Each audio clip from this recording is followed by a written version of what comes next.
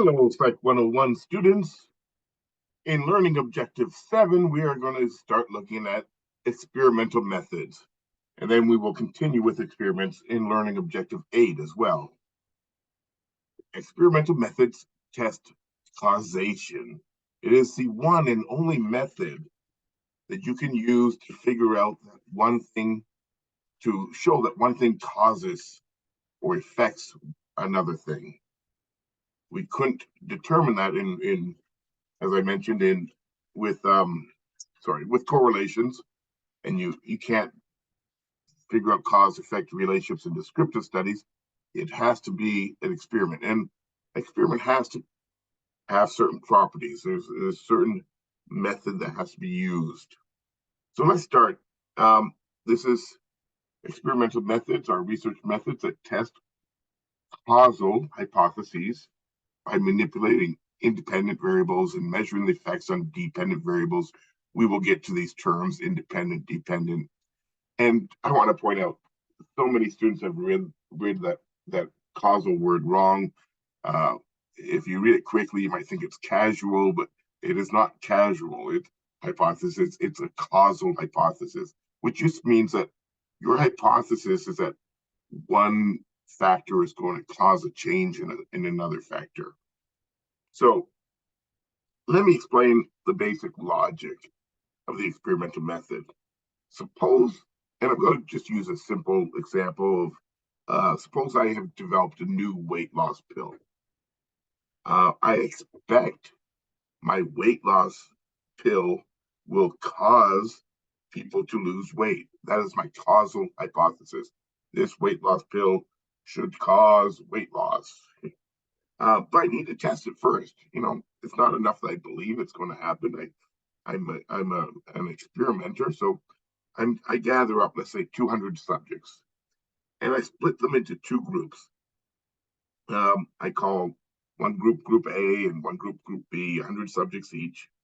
Now imagine I weigh, the participants in each group. I take their weights, initial weights, and then I send both groups home, let's say for 4 months, and I tell them come back after 4 months, and they're going like, well, what are we supposed to do? Like, what's the study about? Oh, you're Group A or you're Group B, just go home and live life. You don't tell me anything else. And so they go home for 4 months. Like, both groups come back, and you weigh them all again. Well, let me ask you, which group do you think would lose more weight, Group A or Group B? Well, that's kind of a nonsensical question. There's no reason to expect Group A would lose more weight. There's no reason to expect Group B would lose more weight. Like, they're just kind of two random groups of 100 people. Most likely, the weight loss or the weight gain, the average in each group will probably be very similar. They won't be exact, but they will be close to one another because you haven't done anything to affect either group. So if I do nothing to either group, and I would expect that the measurements, whatever I'm measuring, in this case, weight loss or gain, will be approximately equal in both groups. So that's not surprising. That my best guess, if you ask me, to make a prediction, I'd say both groups lose the same amount or gain the same amount of weight. Okay, well, that's not a very interesting experiment. So what I'm going to do is I'm going to, start with that situation where I know that if I do nothing, they should lose or gain the same amount of weight in both groups. But let's say I just do one thing and only one thing different between the groups. I am going to give Group A a weight loss pill to take during the 4 months. And Group B, I'm not giving them the weight loss pill. They're getting nothing. So it's the only thing I've changed. I'm not giving them weight loss pill and a gym membership. That would ruin my experiment. You have to limit what you are testing to one thing at a time in a well-controlled experiment. So one group gets the pill, one group doesn't. They go home for 4 months. The pill group takes the pill daily for 4 months. They come back. And now if I find Group A has lost significantly more weight, on average than Group B, then I think, well, what could have caused that? If I had done nothing, they would have been equal. I only did one thing different. So the basic logic is it must be that one thing that caused this group to lose significantly more weight than this other group. And at the end of that study, I can make the firm, strong conclusion that my weight loss pill caused weight loss. And this is the power of the experimental technique. It is a method that allows you to make the strongest conclusions. And once again, the only method where you can end up with a statement saying, I found that one factor causes a change in another factor. In this case, what this weight loss pill causes a change in weight. It causes weight to be lost. And this is the logic. You change one thing, then if you measure an effect that's different in the two groups, it must be that one thing that caused it. Okay, let's move on. This diagram you should read on your own in the book and look at it. I'll have my own diagram coming up in the next module where I go over all the terms in a final picture. Okay, so now we come to the terms dependent versus independent variable. I don't know why they did put them in this order, but because I'm going to start talking about the independent variable first because that comes first in a study. The independent variable is the one that is the one thing that the experimenter manipulated or changed between the two groups. It is really the thing that you are studying in the experiment. Like I am studying the effects of this pill. I'm hoping it causes weight loss. So the independent variable is the weight loss pill. It is the one thing that's different between the two groups. One group got it, one group didn't. And then what we want to see is, does this independent variable cause an effect in the dependent variable? The dependent variable is what you measure, is some kind of measurement you take to see if the independent variable had an effect. In this case, of course, what I'm measuring is weight loss or weight gain, because that's what I'm interested in. I'm not going to measure IQ or something after giving them a weight loss pill. So one memory aid I like to use to keep these straight is the dependent variable is the data you collect. And they both start with D. This is how I remember it from when I was young. Well, not like a kid, but when I first learned about psychology. Dependent is the data. I mean, the weight loss pill, that's not data. That's just I gave this group a weight loss pill, this other one I didn't. So, measuring their weight is data. That's the dependent variable. So it is what you measure kind of at the end of the study to see if your independent variable changed something. And you can see the basic logic, whatever the type of study. Maybe I have a new study method that I think will raise test grades. So just think about it real quick. The study method would be the independent variable. It's what I'm interested in. I think it's going to cause a change in the subjects. So I give one group the new study method. The other group, I tell them just study like normal for the test. And then I give them all the test. The dependent variable is the data. What am I measuring? Well, I'm going to measure test results. And in every experiment, the question is, does the independent variable cause a change in the dependent variable? So the independent variable is the cause. The dependent variable is the effect or the change. So does my weight loss pill, independent variable, cause a change in weight? The weight is the dependent variable or weight loss. Does my new teaching method, that's the independent variable, cause an effect in not teaching method, sorry, my new study method, does that cause a change in this case, test grades? That would be the dependent variable. And so the hypothesis, you always have this hypothesis that I expect this variable to cause a change in this variable, the independent variable to cause a change in the dependent variable. Okay. And you really kind of have to understand, this kind of this basic logic that And once again, hopefully you see that I can't change two things. I can't give them the pill and a gym membership, because then I don't, if they lose weight, I don't know if was it the gym membership, was it the pill. Um, we'll come to that in the next. That's called. I'll just give you a hint. It's called a confound. We'll look at that in the next learning objective. All right, let's move on here. This is the memory aid that your book offers.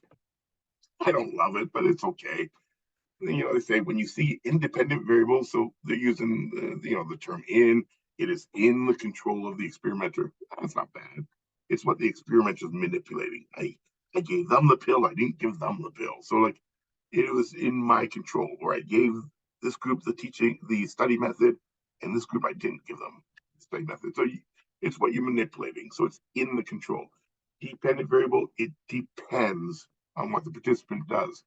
It's the data. So like it depends on what the participant does. Means did the participant lose weight or did they gain weight? Like, did the participant score high on the test or did they score low? So it depends on, you're taking a measurement of the participants in some way. I don't really like this depends on. I like to think of it as data. But anyways, okay. I'm going to move on from this memory aid. Maybe you might find it useful. In every experiment, we need to operationally define variables. An operational definition of a variable is a precise statement of what exactly the variable is and how much of it, or what the level is. So you want to qualify and quantify it, describe it, and give the some kind of amount. Um, if I my weight loss pill, maybe I would say it. The weight loss group were given 10 milligram tablets of this particular drug to take every day for 30 days or for 4 months or whatever it is.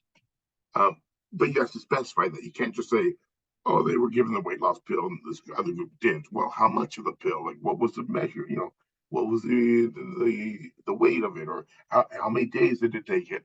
This is critical. You have to have enough information about your variables that somebody reading about your study could reproduce, the same conditions. So you've described things enough. And it's not always easy. Like, think about a variable like stress. Let's say I'm interested in measuring the effects of, I don't know, that stress has on test taking. Like, well, how am I measuring stress? I could give you a dozen ways to measure stress. So you would have to specify, like, are you measuring the blood pressure? That's the measure of stress. Are you looking at certain hormone levels that change during stress? Are you asking them for a self-report? Hey, how stressed do you feel on a scale from 1 to 10? Like, all of these are valid. As you could choose what method you think works best for you, but you have to just make sure it's clear that it's clearly specified. This is how I am defining stress in this particular study. It might be a galvanic skin responses. That's what they use for lie detectors. It measures when you start feeling anxious or stressed out. Similarly, I talked earlier about studying children and aggression. What do what you can't just say aggression. Like, am I talking about only physical aggression? Do they have to make contact with us? Somebody tries to punch somebody and they miss. Is that included in my category? What about if somebody yells at one kid yells at another? That's verbal aggression. Am I including that or not? There's also relational aggression. And it's like Billy tells his friends, we're not going to hang out with Sally anymore. She's not our friend anymore. So relational aggression is manipulating relationships. It might be things like spreading gossip, posting something online about somebody, but you're manipulating how people feel about them. And it's a really sneaky kind of aggression. Anyways, but these are all different forms of aggression. So once again, you would have to narrow it down. This is the specific way I am measuring aggression. It includes, these particular acts only.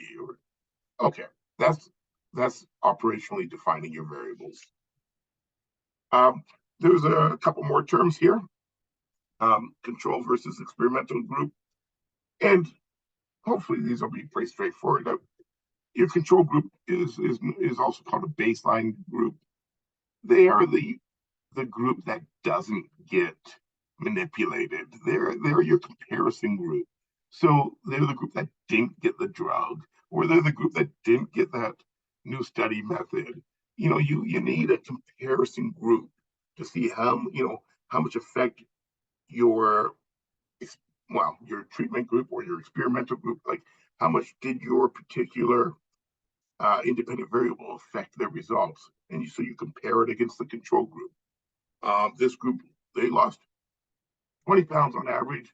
In the experimental group. In the control group, they only lost 2 pounds on average. Well, then you say, wow, that's a huge difference. Um, if I only had one group and they lost 20 pounds on average, that sounds good, but maybe they just lost the weight. Maybe they just lost the weight because they knew they were in a study about weight loss or something like. You need a second group that's kind of gone through everything the same, except for, once again, you should know this, the independent variable. That's the only difference. So they came into the lab, they got weighed the same as the first group. They got the same instructions. Everything is the same except for one thing. And then so you always compare these two groups to see if there's a big enough difference to say that your independent variable had an effect on the dependent variable. Okay, there are three more terms I need to go through. Looking at the study guide, I actually don't have these terms on any slides, so it's good for you for watching this video, because if somebody's just looking at my PowerPoints, they won't get these terms, but they are in the study guide. They are the terms between group design, between groups design, within subject design, and causality. So I'm just going to do it verbally. I thought about putting them on this slide, but I'm just going to try to write them down. So it's like between dash groups. Between groups is every experiment I've been talking about so far. It just means that you're comparing two groups against each other, an experimental group versus a control group. So when I talked about the drug study or the study method study, those are between groups designs. Excuse me. Two separate groups compared against each other to see what the difference is. So that's kind of what you would think of in an experiment. Is kind of the more traditional experiment. The within subject, so it's within dash subject. The within subject design means that you compare subjects against themselves. So it's a little bit more complex. You typically will do like two phases of the experiment. So let's say I do start off still with two groups in my weight loss pill study, group A and B. Group A, just like before, they get the pill. Group B doesn't. It's a 4-month long study. But halfway through, after 2 months, and they have to come in each month to check in and get weighed. Halfway through, they come in after 2 months, and I say, okay, guys, you guys with the pills, you're no longer getting the pills, but I still want you to come in and get weighed for the next 2 months. You guys that didn't have anything before, you get the pill now. And so then you end up comparing the subjects against themselves. What was their weight change during the 2 months that they were on the pill versus their weight change for the 2 months that they were not on the pill? And these are actually somewhat more powerful studies, because each person gets compared against themselves. You're not just comparing to random groups where, there's a chance that the groups are somehow unequal to begin with that caused a fluke result. But when you compare subjects against themselves, if, let's say, okay, let me back up a little bit. If I had a between subjects group, maybe just randomly, there were a lot more people in one group that ended up going to the gym and working out more. And so at the end, when I check weight loss, maybe it's because this group had a lot more gym people in it than this group, and they lost more weight.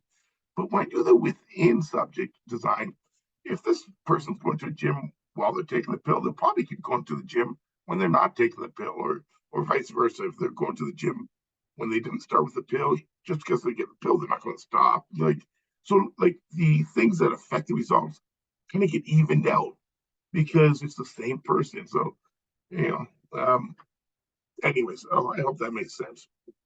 So that's called within subjects. You don't need to know. All you need to know is with comparison subjects against themselves is the basics of that.